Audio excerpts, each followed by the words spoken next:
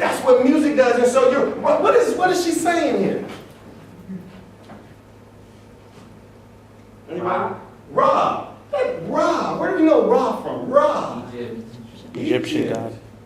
Now, you know, maybe I'm wrong, maybe, but hey. But then when you put it together with some of the pictures she's taking and some of the things that she does, I don't know, because Ra is the sun god of Egypt.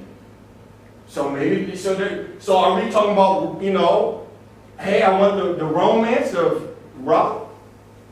And so, here it is, we might be singing something and have no idea what we're singing. Let's keep looking at this particular video. First, just with the lyrics. I want your ugly, I want your disease. I want your everything as long as it's free. I want your horror, I want your design, because you're a criminal. I want your psycho, I want your vertical stick. I want you in my rear window. Baby, you're sick. I want your love. Yeah. Oh no, ladies, how many of y'all want this kind of love? The second part is talking about sex, so. I'm just saying, what is this? Even if this was just what the song was, I haven't even gotten to the video.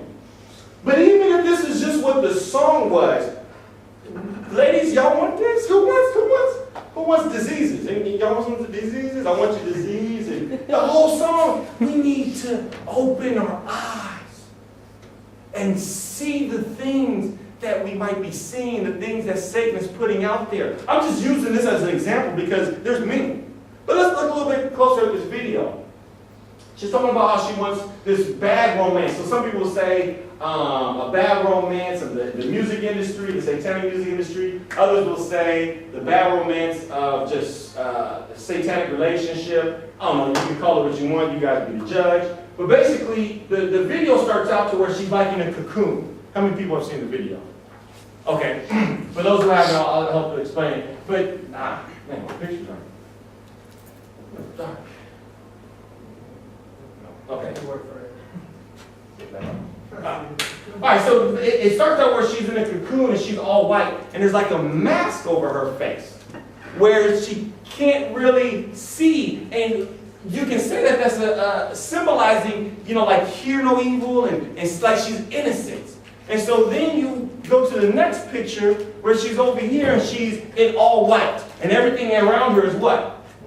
White. What does white normally represent? Purity. Innocence.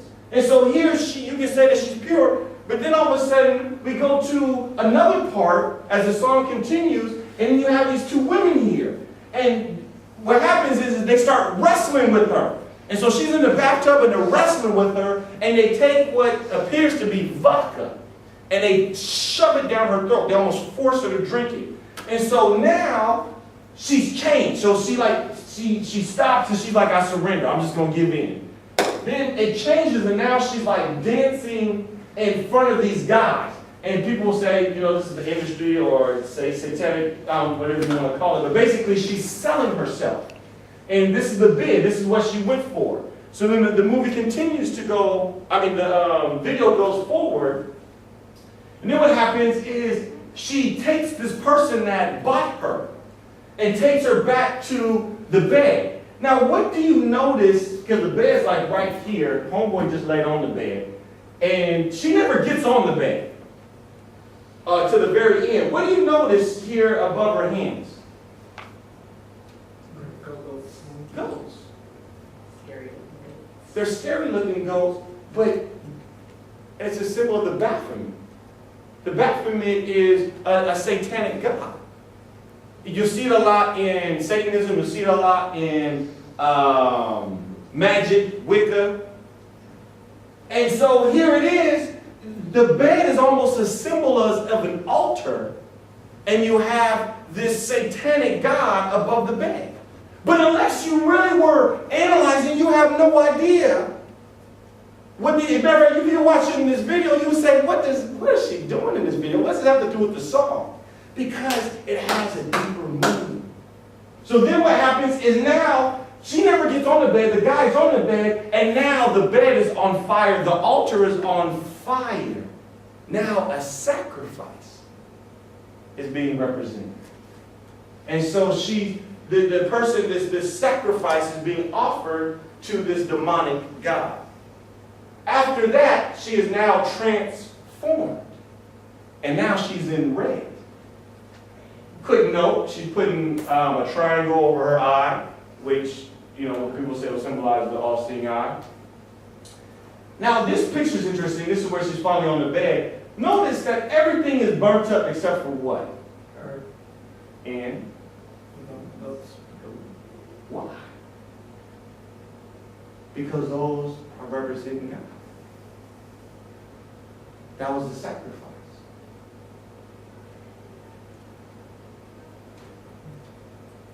How is it that Lady Gaga has so many followers? If this is the stuff that she's putting out, now, I really haven't gotten into some of she got the B one, I don't know, what's the one that she does with Beyonce? Telephone. The telephone, so you got, I don't know if you guys ever really noticed, but they feed people poison in the video. And everybody dies, and now they're dancing around dead people. Sick. Okay. All right. Why would people follow this? She's a talented singer. Huh? She's a talented singer. She's a talented singer? Okay. So, but that's a good reason to follow that? Satanic worship? One of the reasons that I've heard for speculation that she stands out. Okay. She's very kind of strange with her. She's strange? She's strange in her appearance and with her videos, so it makes her stand out. People People are attracted to what's different. She said that she's like a female Marilyn Manson. Yeah. Okay. I'm here to let us know is that's what the enemy does. He's a liar and a deceiver. Here it is, there are hundreds of thousands, if not millions of people who are buying into her. And actually, until recently, until more people are like, hey, hold on, and doing some of the things that I'm doing right now, people were just watching this. When this first came out, people were singing it and watching it, and Christians, and had no idea what they were getting into. How is that? Because he's a liar. That's what the enemy does. He's a liar and he's a deceiver. Look at what the word says here in 2 Timothy. But evil men and impostors will proceed from bad to worse, deceiving and being deceived. What do you notice about that? What do you guys notice about that? But evil men and impostors will proceed from bad to worse, deceiving and being deceived. I guess it's like sometimes when you see a horror pic or something, people who are working for the devil, and he says, if you do this for me, I will promise you great things, yet not knowing that once that task is done, he's going to be done with you because he's gotten what he's wanted. Great point. Even the deceivers are being what? Deceived. I'm not going to sit up here and say Lady Gaga knows exactly of everything that she's doing. She could, she couldn't, I don't know. But it's evident from what we just saw in the video and from other things she's doing. She is messing around with demonic forces. She is presenting demonic worship. Is that glorifying God, what we just saw? No. But she might not know that. But it still doesn't change the fact that she is dwelling with demonic worship. And so one of the things we see, those who are even deceiving, they're being deceived. They don't even know. Now, I would actually say that she knows some of the things that she's doing. But not everybody who's deceiving knows. But that doesn't change the fact that they are trying to deceive you. And trying to indoctrinate you. Again, Satan isn't going to come at you as the boogeyman. Look at some of these scriptures. Look what Jesus says in Matthew. Jesus answered and said unto them, take heed. Now, when Jesus starts talking, I really pay attention to the gospel. Take heed that no man deceives you, for many shall come in my name, saying, I am the Christ, and shall deceive many. This is going to be really important as we keep going. And many false prophets shall rise and shall deceive who? Look at it, it goes down here. For there shall arise false Christs and false prophets, and shall show great signs and wonders, In so much if it was possible that they would deceive the very elect. Who was that? Us. Followers of Christ. We're the elect of God. If possible, would deceive us. Here it is, he's already mentioned being deceived 3 or 4 times just in one chapter. Why? Why would Jesus go through such lengths to talk about being deceived? Don't be deceived. Don't be misled. There's many false prophets. There's many people that are going to come. Many people saying I'm the Christ. Why? Why would he keep saying that? Because we're easily deceived. Be alert. Be sober. Because there are many people, they're not going to come at you as the boogeyman, but they're going to come at you like this.